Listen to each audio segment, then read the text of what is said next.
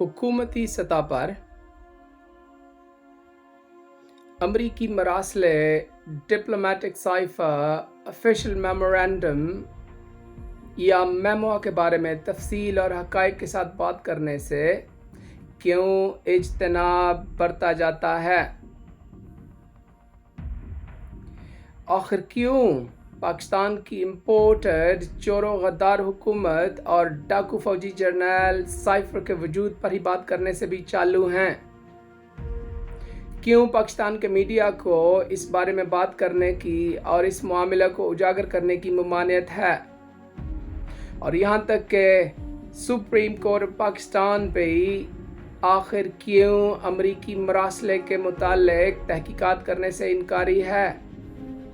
और आखिर क्या वजह है कि इस मेमो की हकीकत और वजूद से मुतालिक जानबूझकर अबहम पैदा किए जाते और इस सारे मामले को इंट्रिकेट किया जाता है? ओ भाई, सोलाने खरी और पक्की, हक्की सच्ची, अंदरूनी और बैरूनी साजिश थी ये, जिसकी ईची पीची फीती फीती रिकॉर्डेड है और जो एक ना मिटाए जाने वाले रैकेट का हिस्सा है। आपने अक्सर प्राइम मिनिस्टर इमरान खान को रेजीम चेंज ऑपरेशन के बाद अपने जलसों में या मुख्तलिफ इंटरनेशनल मेन स्ट्रीम मीडिया को इंटरव्यू देते हुए अमरीकी ख़त के बारे में और उसके साथ साथ अमरीकी सफारतकार डोनाल्ड लू और अमेरिका में पाकिस्तान के एम्बेसडर के दरमियान हुई मीटिंग को मिनटेड करार देते हुए जरूर सुना होगा।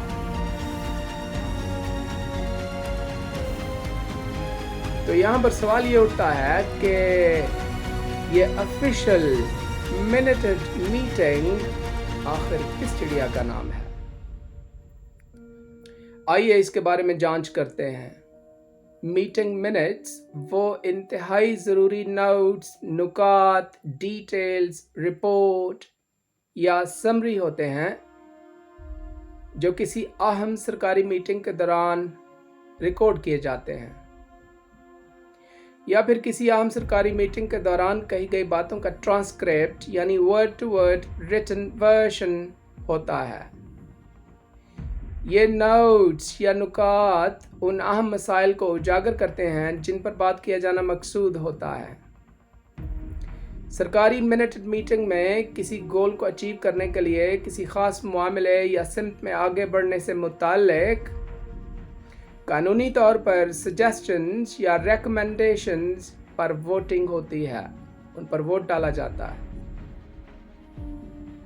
इन मीटिंग्स में इस बात का तयन किया जाता है और रैकेट को महफूज किया जाता है कि कौन कौन अपनी किस सरकारी हैसियत में इस मीटिंग का हिस्सा था। इस सरकारी इजलास का महल वकूअ क्या था?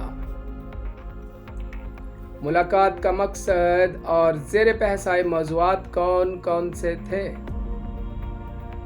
मुस्तकबिल में इख्तियार की जाने वाली तजवीज़ शुदा एक्शन आइटम्स, उनकी तफसील क्या है? इस मीटिंग में इत्तेफाक किए गए फैसलों पर अमल दरामद कौन करेगा और वो तरीक़ाकार भी कि जिसको अमल में लाते हुए इन फैसलों पर अमल दरामद किया जाएगा। इस इजलास के मुतालिक बाकायदा सरकारी तौर पर दस्तावेज़ात तैयार की जाती हैं और दोनों ग्रुप्स या पार्टीज़ की तरफ से छोटी चीज़ तक का रिकॉर्ड महफूज किया जाता है और इसके साथ साथ सबसे आखिर में अगली मुलाकात की तारीख और जगह के मुतालिक भी इत्तेफाक किया जाता है। ये रिपोर्ट सरकारी और काबिल एतबार होती है, इस पर विस्या और बगैर किसी लैतो लाल के एतबार किया जा सकता है। ये दस्तावेज़ात आईनी और कानूनी तौर पर बाइंडिंग भी होती हैं, यानी जब कोई फैसला या मुआहिदा हतमी और पाबंद होता है तो उस पर दोबारा बहस या तब्दीली नहीं की जा सकती और ये फैसला या मुआहिदा सरकारी तौर पर काबिल तकलीद और पैरवी किए जाने लायक होता है। یہ دستاویزات آئینی اور قانونی ثبوتوں کے طور پر بھی کام کرتی ہیں جن کی جانچ اس وقت کی جا سکتی ہے جب کسی پارٹی یا گروپ کے خلاف تفتیش یا مقدمہ چلایا جا رہا ہو۔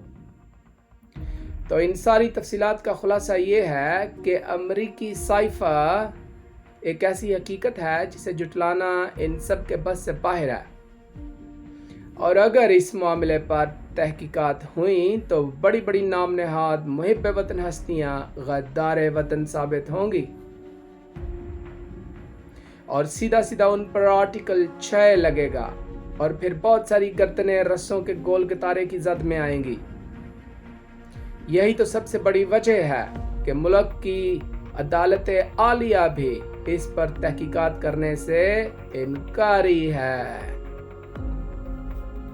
کیونکہ بدقسمتی سے ہمارے ملک میں اہم ترین منصبوں پر بیٹھے غداروں کے انتہائی طاقتور ہونے کی وجہ سے ان کی مزاحمت اور پریشر انتہائی زیادہ ہے۔